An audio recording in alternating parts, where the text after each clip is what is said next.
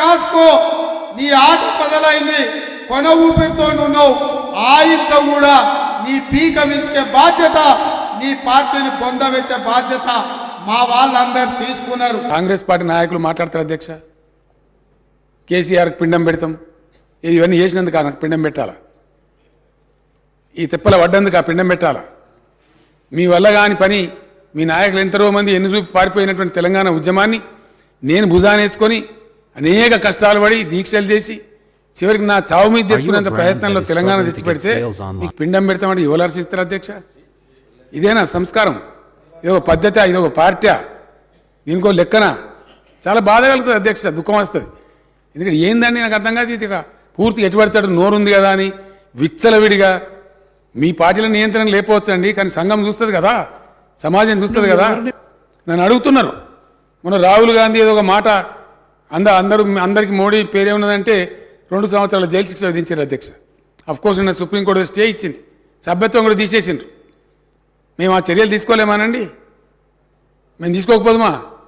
మీరు ఏదో స్వేచ్ఛ కావాలి, స్వేచ్ఛ ఇచ్చినాం, మేము చాలా లిబరల్గా ఉంటున్నాం, డెమోక్రాటిక్గా ఉంటున్నాం, అన్ని రకాలుగా బాగుంటున్నాం.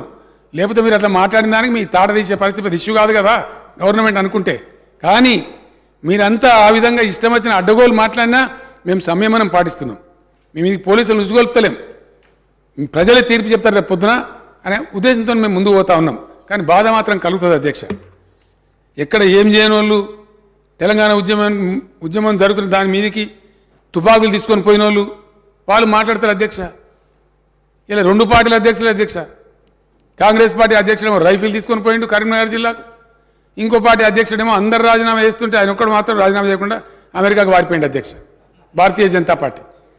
ఆ ఉన్న ఒక వ్యక్తి ఎన్ఎల్ లక్ష్మీనారాయణ నిజామాబాద్ టౌన్లో ఆయన ఉండే, ఆయన రాజీనామా చేసిండు అధ్యక్ష. మమ్మల్ని నమ్మి రాజీనామా చేస్తే నేను స్వయంగా పోయి, నేను అప్పుడే దీక్ష నుంచి విరమించుకొని వచ్చిన, నాకు ఆరోగ్యం బాగా లేకున్నా ఆయన కోరిన టైంలో 4 PM రావాలని చెప్తే నేను పడుకుంటా లేసుకుంటా 4 PM పోయి వీళ్ళ ఆనాటి పెద్ద లీడర్ వీళ్ళ దాంట్లో డి శ్రీనివాస్ గారని ఆయనను ఓగొట్టి మళ్ళీ లక్ష్మీనారాయణ గారిని సిన్సియర్ గెలిపించిన అధ్యక్ష. ఇవన్నీ కూడా జరిగినాయి అధ్యక్ష, ప్రజల ముందే జరిగినాయి. ఇవన్నీ చాలా బాధ కలుగుతుంది అధ్యక్ష, దుఃఖం వస్తుంది. ఇంత చేసి పెట్టి రాష్ట్రాన్ని ఒక తువ్వలో పెట్టి ఒక గాడిలో పెట్టి ఆర్థిక పరంగా ఎక్కడిదండి దళిత బంధు? మీరు అందరికీ ఇవ్వాలి, తొందరగా ఇవ్వాలని మాట్లాడుతున్నారు. మీ జన్మలు ఆలోచించారు దళిత బంధు ఇవ్వాలని. మీ ఇండియన్ నేషనల్ కాంగ్రెస్ కనుక స్వతంత్రం వచ్చిన తెల్లారే దళితుల వృద్ధి గురించి పనిచేసి ఉంటే ఇలా దళిత బంధు ఎందుకు ఇవ్వాల్సి వచ్చేదండి? దయచేసి ఆత్మవిమర్శ చేసుకోండి, మమ్మల్ని అన్నాడు కాదు. మేము ఇలా దేశానికి ఒక దిక్సూచిగా ఉన్నాం అధ్యక్ష. నేను మహారాష్ట్రకు పోయి నేను మాట్లాడుతుంటే అక్కడ వేణువుల్లో కొనియాడుతున్నారు మీ తెలంగాణ మోడల్ మాకు కావాలని చెప్పి. వేరే రాష్ట్రాలలో దేశమంతా వీ వాంట్ తెలంగాణ మోడల్ అంటుంటే ఇక్కడ ఉన్నోళ్ళు మాత్రం ఇంత మంచిగా జరిగిందని కనీసం ఒక మాట హర్షించకపోగా ఉల్టా తూలనాడడం, దూషించడం, పిండం పెడతాం గండం పెడతాం అని మాట్లాడడం. తెలంగాణ ప్రజలు నా మాటలు వింటున్న అధ్యక్ష. వచ్చే ఎన్నికలలో ఎవరికి పిండం పెట్టాలో ఇప్పుడు ప్రజలు నిర్ణయించాలి అధ్యక్ష.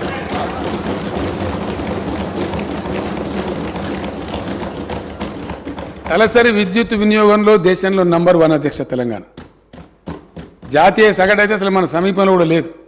నేషనల్ యావరేజ్ చూస్తే అతి తక్కువ సమయంలో విద్యుత్ ఎక్కడిది అధ్యక్ష? కాంగ్రెస్ హయాంలో విద్యుత్తు మొన్న కూడా కడుపుల సంగతి బయట పెట్టింది. ఇస్తామని చెప్పింది 9 గంటలు, ఇచ్చేది పొద్దాగా 3 గంటలు, రాత్రి 4 గంటలు. ఆడిపోయి షాకులు కొట్టి సావా, పాములు గారి సావా, వందల మంది రైతులు చచ్చిపోయారు అధ్యక్ష.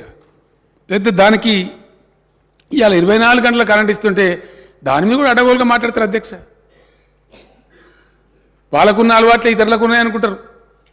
ఎంత క్రమశిక్షణ పాటిస్తే, ఎంత పటుత్వంగా పనిచేస్తే ఇండియా మొత్తంలో అధ్యక్ష, దయచేసి ఒక్క పాయింట్ చాలు,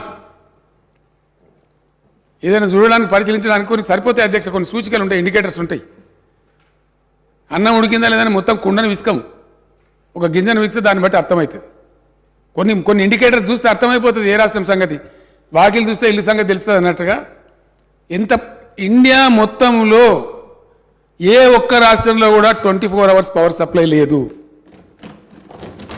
ఈరోజు నేను నిలబడి మాట్లాడే టైంలో no single state in India gives 24 power supply to all the sectors.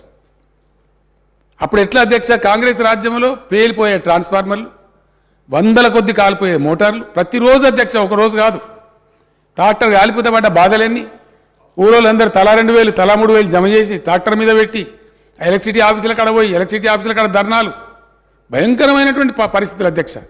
వీళ్ళు మాకు ఇలా పాఠాలు చెప్తామంటారు, వీళ్ళు మాకు నీతులు చెప్తామంటారు. ఇలా చాలా కష్టపడి ఈ స్థితికి తీసుకొచ్చినాం అధ్యక్ష. దీన్ని కాపాడుతున్నాం మేము. దీని మీద అపోహలు కలిగే విధంగా ఇష్టం వచ్చినట్టు మాట్లాడతారు అధ్యక్ష. ఆనాడు రాష్ట్రం ఏర్పడ్డ నాడు నేషనల్ కాంగ్రెస్ పార్టీ హయాంలో తెలంగాణ స్థాపిత విద్యుత్ శక్తి 7,778 మెగావాట్ల అధ్యక్ష. ఈరోజు తెలంగాణ ఇన్స్టాల్డ్ కెపాసిటీ 18,756 మెగావాట్ల అధ్యక్ష. అతి త్వరలో 4-5 నెలలలో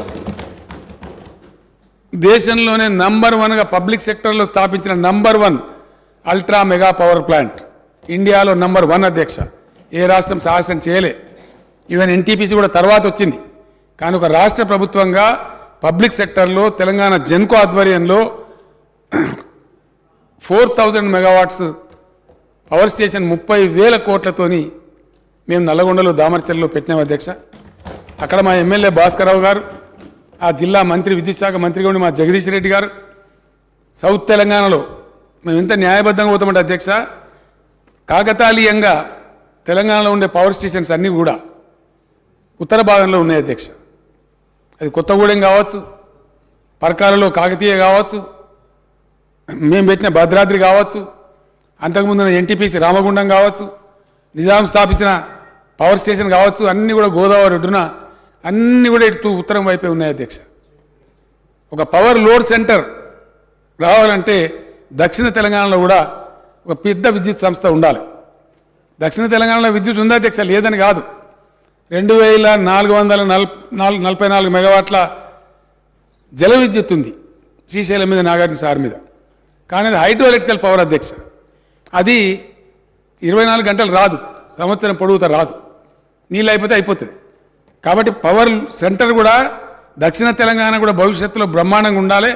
అక్కడ పరిశ్రమలు వచ్చినా మరొకటి వచ్చినా ఉండాలని చెప్పి అక్కడ పెట్టాలనుకున్నప్పుడు జగదీష్ రెడ్డి గారిని అతను ఫైట్ చేసి, అన్నా నల్లగొండ జిల్లాలో పెట్టండి, కృష్ణలో అక్కడ దాని పేరేందా రిజర్వాయర్ పేరు టేల్ పాండ్లో నీళ్ళు సమృద్ధిగా ఉంటాయి. 10-11 టీఎంసీలు ఎప్పటికీ ఉంటాయి. అక్కడ జీవనదిలా ఉంటుంది. మీరు నీళ్ళ గురించి ఫికర్ చేయకండి, మీద నెత్తి మీదనే నాగార్జున సార్ కూడా ఉంది, నల్లగొండలో పెట్టమని చెప్పి అదే పరిస్థితి మహబూబ్నగర్లో లేదు అధ్యక్ష. ఎప్పటికి ఉండే నీళ్ళు ఉండే పరిస్థితి లేదు. ఇది నాగార్జున సార్ కింద కాబట్టి నాగార్జున సాగర్లో డెడ్ స్టోరేజే దాదాపు 120-130 టీఎంసీలు ఉంటుంది కాబట్టి అక్కడ సేఫ్ అని చెప్పి నిపుణులందరూ నిర్ధారించిన తర్వాత ఇరిగేషన్ వాళ్ళతో కూడా మాట్లాడి భాస్కరరావు గారి సహకారంతో దామర్చెల్లో ఆ ప్లాంట్ పెట్టినాం అధ్యక్ష. ఇటీవల కాలంలో నేను మంత్రి గారు అందరం పోయి అక్కడ తిరిగినాం. చాలా హృదయానికి ఎంతో సంతోషమైంది అధ్యక్ష. దాని మీద కూడా అవాకులు చెవాకులు మాట్లాడతారు సార్. దాని మీద కూడా దాన్ని ఆపేస్తామంటారు అధ్యక్ష. కాంగ్రెస్ పార్టీ వస్తే దాన్ని ఆపేస్తారట. అక్కడ కోమటిరెడ్డి వెంకటరెడ్డి అని ఒక పుణ్యాత్ముడు మాట్లాడతారు. అది ఏం మాట నాకు అర్థం కాదు. 30,000 కోట్లతో అధ్యక్ష ఒక 700 మెగావాట్లే అధ్యక్ష రామగుండంలో వచ్చిన ఎన్టీపీసీ ఫస్ట్ ఫేజ్ జస్ట్ 700 మెగావాట్స్తో బిగిన్ అయింది.